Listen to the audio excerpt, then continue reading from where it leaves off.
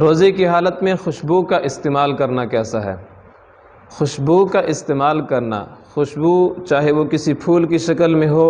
خوشبو چاہے وہ کسی عطر کی صورت میں ہو، خوشبو چاہے وہ کسی پرفیوم کی صورت میں ہو، روزے کی حالت میں سونگھنا، روزے کی حالت میں لگانا، استعمال کرنا یہ جائز ہے۔ البتہ ایک چیز میں احتیاط کرنی چاہیے کہ جب آپ پرفیوم استعمال کر رہے ہوں، سپرے استعمال کر رہے ہوں، تو سپرے کرتے وقت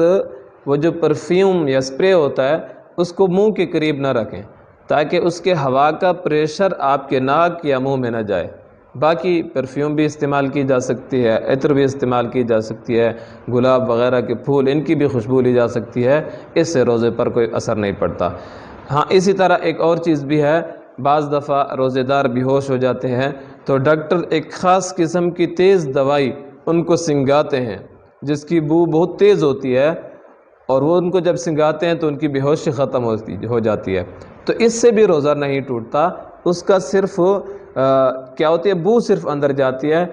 اس کے ذرات اندر نہیں جاتے۔ تو جس چیز کے ذرات اندر نہ جائیں ان کی خوشبو سونگھنا، خوشبو استعمال کرنا یہ جائز ہے، اور اس سے روزے پر کوئی اثر نہیں پڑتا۔